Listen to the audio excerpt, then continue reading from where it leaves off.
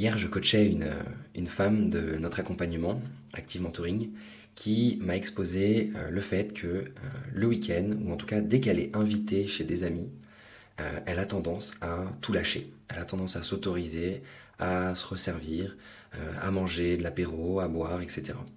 Et que ça lui causait beaucoup de frustration, beaucoup de culpabilité, de honte, parce qu'elle avait l'impression de gâcher tous les efforts qu'elle mettait en place la semaine pour perdre du poids. Du coup, elle est venue vers moi pour me dire, voilà, Aubin, voilà ce qui se passe, je mange trop quand je suis chez des gens, etc. Et je m'en veux, je culpabilise et j'aimerais que ça change, j'aimerais ne plus avoir à manger, j'aimerais ne plus avoir à me resservir, j'aimerais pouvoir écouter les signaux de mon corps et j'aimerais voilà, ne pas manger plus que mes besoins, tout simplement.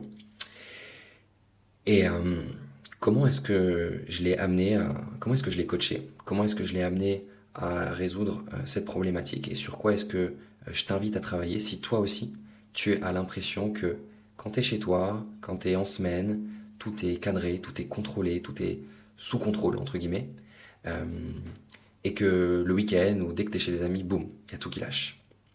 Alors, je vais introduire un concept que je vais essayer de t'amener à comprendre dans ce podcast, même si forcément c'est pas facile parce que c'est un concept qui est complexe entre guillemets, mais qui est simple à comprendre. C'est ce que j'appelle une loi qui est la loi de l'équilibre.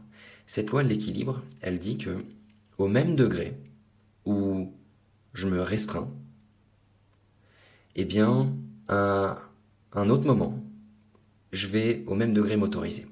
C'est-à-dire que plus je me force à ne pas manger pendant la semaine, plus je vais lâcher, craquer, me lâcher, tout lâcher entre guillemets, le week-end ou dès que je suis chez des amis. Tu vois, ce que je lui ai amené à voir à cette élève de l'accompagnement, c'est que la semaine, en fait, elle a l'impression de se restreindre. La semaine, elle a l'impression d'être sous contrôle. Donc qu'est-ce qui se passe? Le week-end, boum, au même degré où elle se restreint en semaine, elle s'autorise le week-end. Donc, ce sur quoi je l'ai coachée, c'est pas comment moins manger, quelle technique de respiration elle peut faire pour réussir à se connecter à ses sensations de faim quand elle est avec ses amis. Non. La première chose, c'est de réduire cet écart, en fait, cette polarisation entre la semaine, je vois plus de négatif que de positif, je suis vraiment dans la restriction, et le week-end, boum, je suis à fond dans l'autorisation. On va réduire cet écart. Et donc la question à se poser, c'est comment est-ce que dans ta semaine, tu peux prendre plus de plaisir en fait? Comment est-ce que dans ta semaine, tu peux stratégiquement, dans la manière dont tu t'alimentes, dans l'identité que tu as envie d'avoir, comment est-ce que tu peux prendre du plaisir à manger? Comment est-ce que tu peux t'autoriser? Comment est-ce que tu peux être stratégique dans l'implémentation, l'optimisation de ta nutrition, de façon à ce que tu aimes ce que tu manges, à ce que tu n'aies pas d'aliments interdits, à ce que tu puisses te faire plaisir avec ce gâteau, avec cet apéro, avec ce truc, mais que ce soit pas un frein à ta perte de poids. Et ça, c'est tout à fait possible. C'est ce qu'on apprend à nos élèves dans l'accompagnement. Si toi, tu as envie bien d'apprendre comment le faire, je t'inviterai vraiment à venir vers nous, à prendre un appel avec un coach de l'équipe. C'est un appel qui est gratuit, qui n'engage à rien. Tu peux écrire bilan.kinecoachsanté.fr sur ton navigateur et tu vas pouvoir réserver cet appel avec un coach de l'équipe. Donc, ce qu'on a fait, c'est qu'on a effectué un travail sur comment est-ce qu'elle pouvait apprécier son quotidien, apprécier sa semaine. Et en appréciant sa semaine, en appréciant son quotidien, c'est de cette façon-là, en fait, qu'elle peut, du coup, réduire l'écart et que le week-end, eh ben, c'est la même chose.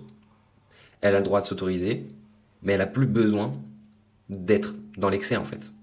Parce qu'au même degré où elle est dans l'excès de restriction la semaine, au même degré elle est dans l'excès d'autorisation le week-end. Donc réduire la balance, réduire l'équilibre, prendre plus de plaisir dans la semaine, c'est une clé pour ne plus avoir entre guillemets à tout lâcher dès que tu es invité, dès qu'il y a un buffet, euh, dès qu'il y a plein d'aliments, de nourriture autour de toi et que tu n'es pas chez toi. En tout cas, c'est une des clés. C'est vraiment une des clés sur laquelle je t'invite à réfléchir. Après, il y a d'autres choses à aller voir, bien sûr. Ce qu'on est allé voir également, c'est comment déconstruire la notion de bien et de mal autour des aliments. Parce que ça, c'est un truc, je suis sûr que c'est aussi très ancré chez toi. Il y a des aliments qui sont mauvais pour la santé, des aliments qui sont bons pour la santé, dans tes perceptions. Sauf que c'est pas vrai en fait. Il n'y a pas d'aliments mauvais, il n'y a pas d'aliments bons, il y a juste des aliments qui sont optimisés ou non dans certains contextes. Mais les gâteaux, le saucisson, la charcuterie, le chocolat a un rôle à jouer en fait. S'il existe, c'est qu'il a un rôle à jouer. Et il n'est pas mauvais en soi. Il est juste peut-être moins stratégique à certains moments, mais il est tout à fait possible d'inclure du chocolat, d'inclure des gâteaux dans une perte de poids, quand c'est stratégique, quand c'est optimisé, et quand c'est fait de la bonne manière. Je tiens vraiment à te le dire. Un aliment, on pense souvent qu'il a un rôle uniquement physiologique, qu'il est là pour nous donner de l'énergie, pour nous permettre de bouger, mais c'est pas vrai en fait.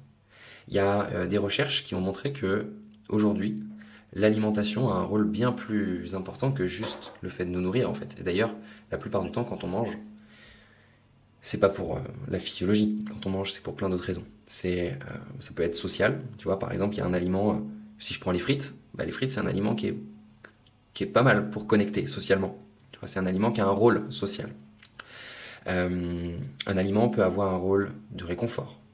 Il peut être là il peut être choisi pour être en meilleure santé. Il peut être choisi pour perdre du poids. Il peut être choisi aussi parce que il est plus accessible financièrement. Il peut être choisi parce qu'il va nous donner de l'énergie. Tu vois, si je prends un coureur, quelqu'un qui fait du sport, parfois il va avoir besoin de manger des produits transformés, de manger une barre de chocolat, de manger des sucres rapides, parce que ça va lui permettre d'avoir un boost d'énergie. Est-ce que l'aliment est mauvais dans cette situation-là? Non. Et être capable, toi, dans ta vie, de déconstruire cette notion de bien et de mal autour de l'alimentation et de te dire qu'en fait, non, il n'y a pas d'aliment bien, il n'y a pas d'aliment mauvais, il y a juste ton objectif, ton contexte de vie et une stratégie qui sera peut-être plus optimale pour toi. Voilà. J'espère sincèrement que ce que je viens de te partager peut avoir un impact, peut t'amener à réfléchir sur ta situation personnelle pour rééquilibrer tes perceptions, tu vois, être plus dans le plaisir, être moins dans le contrôle. Et c'est paradoxal, tu vois. Mais c'est quand tu vas lâcher ça que ta perte de poids sera beaucoup plus fluide et sera beaucoup plus simple sur le long terme. Parce que je tiens aussi à te partager que là, t'es pas en train d'écouter ce podcast, t'es pas en train de nous suivre pour jouer un sprint, pour jouer court terme. Si tu veux ça, c'est très facile.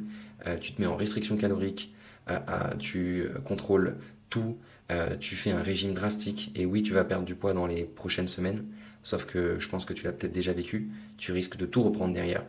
Peut-être même plus encore. Tu vas être encore plus déçu, plus frustré. Donc moi, j'ai envie de t'amener, avec Kiné Santé, on a envie de t'amener à jouer long terme. À perdre du poids, certes, à avoir une vraie perte de poids qui soit concrète, qui soit efficace, qui soit visible au fur et à mesure des semaines, mais surtout qui soit long terme. Que dans 5 ans, dans 10 ans, dans 15 ans, dans 30 ans, t'aies plus à revenir dessus en fait. Que ce soit plus un sujet dans ta vie et que toute ton énergie, tu puisses la consacrer aux choses importantes. À ta famille, à ton travail, à ce qui est important pour toi, à ta vie en fait, tu vois. Ton énergie, elle devrait pas être consacrée à qu'est-ce que je mange, qu'est-ce que je fais, pourquoi, comment, non. Ton énergie, elle devrait être consacrée à comment j'ai envie de me nourrir en fait, comment j'ai envie de nourrir ma vie, qu'est-ce qui me fait du bien, pour de vrai. Et de te construire une vie sur mesure dans laquelle tu te sens vraiment épanoui, tout simplement. D'ailleurs, c'est exactement ce qu'on aide à faire les femmes qui rejoignent nos différents accompagnements. Donc encore une fois, si tu es intéressé, je t'invite vraiment à réserver un appel avec nous qui n'engage absolument à rien. Cet appel nous permettra simplement de savoir si notre méthode, elle pourrait te convenir ou non. Et si elle pourrait te convenir, eh bien, on verra tout simplement comment est-ce qu'on peut t'aider. Et si c'est pas le cas, on te redirigera avec grand plaisir vers des exercices qui pourront t'aider à avancer. Voilà. Je t'invite également à mettre un 5 étoiles sur ce podcast, sur la plateforme sur laquelle tu es en train d'écouter. C'est de cette manière-là que tu vas pouvoir nous aider à avoir un impact sur plus de femmes, sur plus de monde, aider des femmes à se libérer du poids des régimes, du poids de leurs émotions. C'est vraiment notre mission et tu peux nous aider à le faire en mettant un 5 étoiles à ce podcast. Je te souhaite une magnifique journée, je te dis à très vite et prends soin de toi et je t'invite vraiment à passer à l'action. Belle journée et à très vite.